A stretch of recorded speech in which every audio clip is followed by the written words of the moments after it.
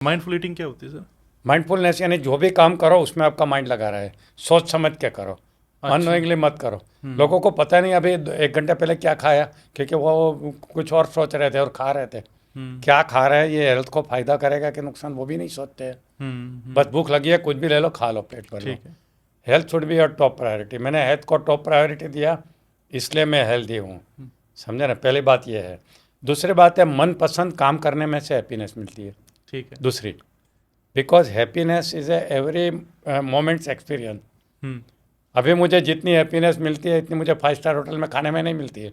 वैसे मैं 5 star hotel से ज़्यादा ढाबे का खाना पसंद करता हूँ, वहाँ मैं ज़्यादा खा सकता हूँ। 5 स्टार में मुझे मज़ा नहीं आता है, हम्म। ऐसा होता है।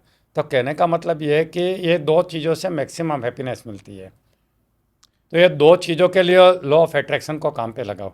जो भी गोल्स आप बना रहे हो वो उन गोल्स की बजाय अपना गोल बनाओ हैप्पीनेस का। हैप्पीनेस और should be your goal, happiness में भी that is the ultimate goal. मगर हैप्पीनेस पे पहुंचने के लिए आपको बहुत सारे चीज़ों की ज़रूरत है। यानी अच्छा घर चाहिए, अच्छी गाड़ी चाहिए, रिस्पेक्टेड इनकम चाहिए, समाज में मान सम्मान चाहिए, रिलेशनशिप चाहिए, सब चाहिए ही।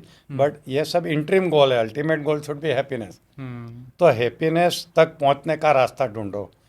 सोचो कि मुझे क्या चीज़ हैप्पीनेस दे सकती है, कितना पैसा हैप्पी कर सकता है, कितना रिलेशनशिप मुझे हैप्पी कर सकता है, कि कैसा मेरा हेल्थ मुझे हैप्पी कर सकता है, कितना मेरा मान सम्मान हैप्पी कर सकता है। ये सब डिसाइड कर लो, और फिर वो चीज़ों को आप विज़न बोर्ड या गोल चार्ट में लगाओ, और फिर अपने सबकॉन्शियस माइंड को कमांड दो कि आप मुझे ये लाके दे मेरे जीवन में मैनिफेस्ट कर। तो जैसे ही सबकॉन्शियस माइंड को आप कमांड देना शुरू करोगे, तो लॉ ऑफ अट्रैक्शन ऑटोमेटिकली काम पे क्या लग बात है। जाएगा, और आपके जीवन में वो सब कुछ होगा। और कभी कभी तो ज़्यादा होगा। और आजकल मैं पतंजलि योग सूत्र की बात कर रहा हूँ, मैं अभी सीख रहा हूँ और आगे जाके सिखाने वाला हूँ। जी जी जी। तो उसमें ये है कि अगर ये पतंजलि योग सूत्र के रास्ते पे चलोगे ना, तो कुछ भी मांगने की ज़रूरत नहीं है।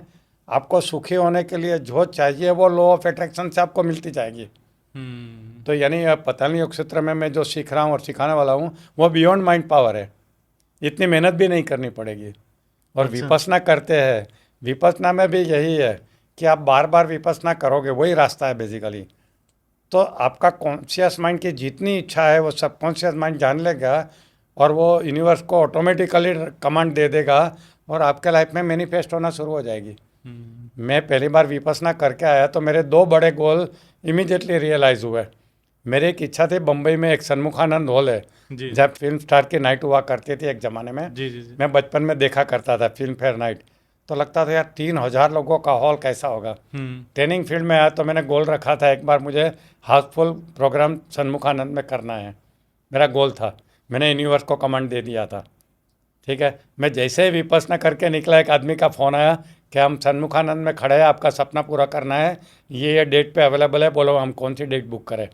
और मैं बाहर, मैंने 10 दिन का मौन तोड़ा, और मैंने पहला जो शब्द बोला उनको डेट बोला, और हाउसफुल हुआ। ठीक है। 3,000 लोग आए थे, थर्सडे इवनिंग थी, और 3 घंटे तक मुझे बैठ के सुना। हम्म। तो सबकॉन्शियस माइंड ने मेरी इच्छा पकड़ ली और यूनिवर्स को दे दिया। हम्म। दूसरा, मेरे कनाडा में प्रोग्राम नहीं हुए थे, यूएस में हुए थे बहुत।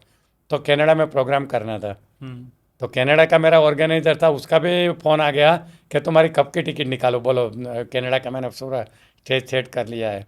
तो देखिए, मैंने सिस्टमेटिकली लॉ ऑफ अट्रैक्शन के ऊपर काम भी नहीं किया था। हम्म। मेरे मन में ये इच्छाएं थी, मगर जैसे ही बाहर निकला मैनिफेस्ट होने लगी। हम्म। तो क्या होता है कि आप जब ज़्यादा मेडिटेशन करके अपने सबकॉन्शियस माइंड से जुड़ जाते हो ना, तो लॉ ऑफ अट्रैक्शन ऑटोमेटिकली अपना काम शुरू कर देता सर है। आप जैसे ये बार बार बोले सबकॉन्शियस माइंड से कमांड देना तभी लॉ ऑफ अट्रैक्शन काम करेगा। मतलब बहुत सारे लोगों को तो ये पता ही नहीं है कि सबकॉन्शियस माइंड क्या होता वेरी है गुड ना? क्वेश्चन। तो प्लीज़ एक बार थोड़ा सा आप एक्सप्लेन यस, करेंगे? Very good. मैं ज़्यादातर एब्रॉड जाता हूँ ना, तो वहाँ मेरा ऑडियंस रहता है ना, तो मैं चेक करने के लिए पूछता हूँ कि please tell me how many of you know about the power of subconscious mind, raise your hand. मेरा एक्सपीरियंस है कि 1 या 2 आदमी से ज़्यादा किसी ने कभी हाथ ऊपर नहीं किया। सही बात। जर्मन के जर्मन की यूनिवर्सिटी के प्रोफेसर के मैं ट्रेनिंग देने को गया था, कोई हाथ ऊपर नहीं हुआ। मेनहट्टन के डॉक्टर को मैंने ट्रेनिंग दिया, ग्रुप को, रिटायर्ड डॉक्टर मेनहट्टन में जो प्रैक्टिस करके, किसी का हाथ ऊपर नहीं हुआ था। तो मैं हमेशा ये पूछता रहता हूँ। तो अभी आज के दिन में हमारे जैसे कितने ट्रेनर इसके ऊपर बात कर रहे हैं, और फिर भी सबकॉन्शियस माइंड के बारे में आई डोंट थिंक कि 1% से ज़्यादा लोग जानते होंगे। इतनी मेरी 30 साल की मेहनत, मैं नहीं 30 जानते साल हैं। से सबकॉन्शियस माइंड सिखा रहा हूँ, फिर भी इतने लोगों तक ये जागृति नहीं आई। जी जी जी। मैं तो सबको बोलता हूँ, तुम कल 100 लोगों को मिलो, कहीं पार्टी में जाते हो, सबको एक सवाल पूछो कि आप जानते हो सबकॉन्शियस माइंड के बारे में, ना बोलेंगे। तो 1% of the people only no about the subconscious mind after efforts of so many trainer, सोच लीजिए। तो सबसे पहले बात है कि 100% लोगों को ये सबकॉन्शियस माइंड के बारे में पता होना चाहिए। दोस्तों, हमारे पास दो माइंड होते हैं, conscious mind and subconscious mind. Conscious mind के पास 10% पावर होता है, सबकॉन्शियस माइंड के पास 90% पावर होता है। हम ज़्यादातर जो नोइंगली एक्शन जो काम करते हैं ना, उस कॉन्शियस माइंड से करते हैं। जैसे कि 5 इंद्रियों का काबू कॉन्शियस माइंड के पास है। ये कर्मेंद्रिय जिसको बोलते हैं, हाथ पांव जिससे काम करते हैं, कॉन्शियस माइंड से करते हैं। हम सोचते हैं, वो सोचने का काम कॉन्शियस माइंड करता है। हम लॉजिक यूज़ करते हैं, सवाल उठाते हैं, डाउट करते हैं, कॉन्शियस माइंड से होते हैं। एनालिसिस करते हैं कॉन्शियस माइंड से, इंटरप्रिटेशन करते हैं कॉन्शियस माइंड से, सिलेक्शन कॉन्शियस माइंड से करते हैं। आईक्यू हमारे कॉन्शियस माइंड के पास है। फिर जजमेंट हम करते हैं, वो भी कॉन्शियस माइंड से। डिसीजन भी हम कॉन्शियस माइंड से लेते हैं, एक्शन भी कॉन्शियस माइंड से लेते हैं। आप बोलेंगे फिर माइंड के तो सब पावर आ गए, तो 90% पावर जो सबकॉन्शियस माइंड के पास वो क्या है, वो बहुत बड़े बड़े इंपॉर्टेंट पावर्स है। तो जो कॉन्शियसली जितने भी हमारे काम हो रहे हैं ना, कॉन्शियस माइंड से कर रहे हैं। बट बैकग्राउंड में एक बहुत बड़ा माइंड काम कर रहा है, 90% पावर वाला सबकॉन्शियस माइंड, सबकॉन्शियस माइंड। जो लॉ ऑफ अट्रैक्शन को एक्टिवेट करता है। तो आपको उसके साथ बात करनी है, उसके साथ टच में रहना है, उससे दोस्ती करनी है। जितना ज़्यादा मेडिटेशन करोगे ना, उतना आपका सबकॉन्शियस माइंड के साथ ज़्यादा दोस्ती होगी। क्या बात है। मेडिटेशन। और ठीक लोग है। पूछते हैं कितना करना चाहिए, तो एक मैंने सिंपल फॉर्मूला कहीं सुना था, जितना साल की आपकी एज है उतना मिनट डेली करना चाहिए। यानी मेरी एज 75 है, तो मुझे daily 75 minute minimum minimum meditation करना चाहिए। अच्छा। अगर आप 20 साल के हैं तो डेली 20 मिनट। ये सीधा सिंपल फॉर्मूला याद रखिए। बहुत बढ़िया। और मेडिटेशन में ज़रूरी नहीं है कि आप मेडिटेशन लेवल पे जाना चाहिए। एकदम चुपचाप आंखें बंद करके हाथ गोदी में रख के सिर्फ बैठोगे ना, तो भी चलेगा। और इमीडिएटली आपको मास्टरी आ जाएगी, ज़रूरी नहीं है, इट टेक्स टाइम। मगर शुरुआत तो करनी ही चाहिए। मुझे भी शुरुआत में बहुत प्रॉब्लम होता है, अभी भी विचार आते हैं, सब कुछ होता है, बट मैंने एफर्ट नहीं छोड़े, मैं करता रहता हूँ। क्योंकि प्रैक्टिस से ही ज़्यादा आप और डीप में हो सकते हैं। तो आप मेडिटेशन करेंगे तो आप अपने सबकॉन्शियस माइंड से दोस्ती करेंगे। हाँ, जैसे मेडिटेशन करते हैं, आपका कॉन्शियस माइंड और सबकॉन्शियस माइंड का कम्युनिकेशन का जो पाथवे है खुल जाता है, ठीक है। तो इजीली आपका कमांड ले लेता है। नहीं तो बीच में आपके फिल्टर्स होते हैं, ब्लॉक्स होते हैं, लॉजिक के फिल्टर आते हैं, बिलीफ के फिल्टर आते हैं। तो बिलीफ के फिल्टर, लॉजिक के फिल्टर, लॉजिक है ना विजुअलाइजेशन का सबसे बड़ा दुश्मन है। तो इसलिए आपको अल्फा लेवल पे मेडिटेशन करके करना चाहिए, क्योंकि आप फुल्ली अलर्ट एंड कॉन्शियस रहता है, तो आपका लॉजिक एक्टिवेटेड रहता है, वो रोकता है। फॉर एग्जांपल, आपने लॉ ऑफ अट्रैक्शन के बारे में जाना, आपका बचपन से सपना था फरारी कार लेना है, खुली आंखों से विजुलाइज कर रहे हैं कॉन्शियस लेवल पे फरारी कार, तो आपका लॉजिक बोलेगा पहले पुराना स्कूटर तो रिपेयर करवाओ, बाद में तेरा बिलीफ सिस्टम ये रोकेगा देख। आपको। लॉजिक आपका ये पिछुल हैंड को डिस्टर्ब कर देगा। हाँ।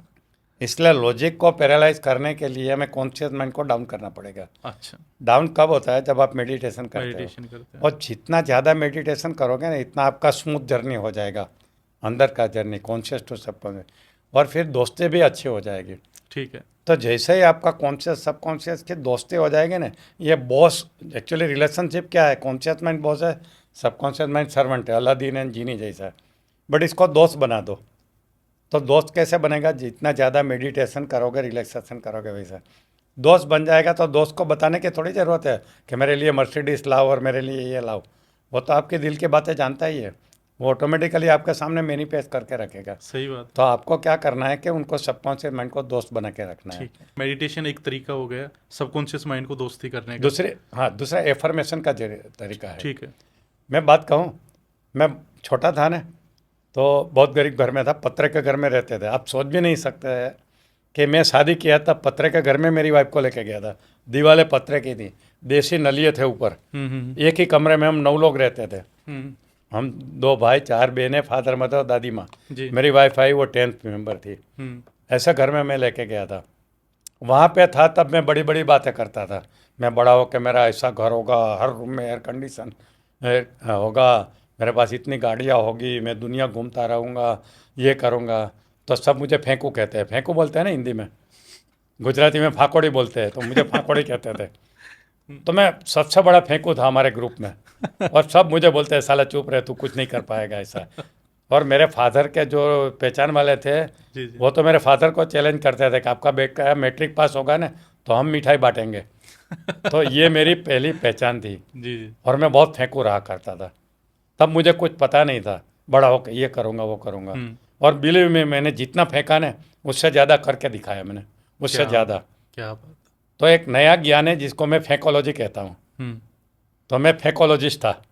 मैं सबको फेंकोलॉजी सिखाता था कि मैं फेंकोलॉजी का प्रोफेसर हूँ। मैं सबको बोलता हूँ जितनी ताकत है इतना फेंको, बोलो। ठीक है, माइंड पावर का सिद्धांत है कि यूनिवर्स को जितना इमोशन के साथ जोर जोश के साथ बोलोगे, बार बार बोलोगे ना, उसको अफर्मेशन सुनना ही बार बार पड़ेगा। बार बार बार बार। वो सुनना ही पड़ेगा। तो मैं जहाँ जाऊँ वहाँ बोलता था, बस मैं ये करूँगा वो करूँगा ये करूँगा। मेरी लाइफ की पहली कार मर्सिडीज आई थी। अभी मेरे घर में 4 गाड़ी है, 6 बेडरूम का घर में रहता हूँ। मैं पहले जब छोटा था तब 6 फैमिली के बीच में एक टॉयलेट था, अभी मेरे अकेले फैमिली के लिए 6 टॉयलेट है। तो इतना सारा मैंने चेंज कर दिया है सब कुछ। हम्म, ABCD मैंने 7th स्टैंडर्ड में सीखा है, आज मैं अंग्रेजों को पढ़ा सकता हूँ इंग्लिश। तो ये सब कुछ पावर ऑफ सबकॉन्शियस माइंड से, लॉ ऑफ अट्रैक्शन से हुआ है। ठीक है। इतने बड़े VIP जानते हैं। मेरे 2 दिन के वर्कशॉप में ये तारक मेहता के प्रोड्यूसर असित मोदी आए थे, उसने पूरा 2 दिन का वर्कशॉप किया है। राकेश शर्मा हमारे अवकाश यात्री एक मेरे प्रोग्राम में आए थे। तो ऐसे बड़े बड़े लोग आते हैं सर, क्या है ना। बात है। तो ये सब कुछ मैंने कभी सोचा ही नहीं था, जो मेरा बचपन का जीवन था और ये था। बट जैसे लॉ ऑफ अट्रैक्शन मैंने जाना, उसको और नोइंगली मैंने यूज़ करना शुरू किया। देखिए, लॉ ऑफ अट्रैक्शन को हम पैदा हुए तब से यूज़ कर रहे हैं, बट अननोइंगली कर रहे थे। जी जी कभी सही कमांड देते थे, कभी गलत कमांड देते थे। तो हमारी ज़िंदगी क्या कभी खुशी कभी गम वाली होगी, रोलर कोस्टर ज़िंदगी। हाँ जी हाँ जी। कभी ऊपर जाते हैं, कभी नीचे होते हैं, कभी ऊपर जाते नहीं जाते। एटर्नल हैप्पीनेस, एटर्नल सक्सेस चाहिए, लॉ ऑफ अट्रैक्शन को काम पे लगाइए, हम्म, ज़बरदस्त।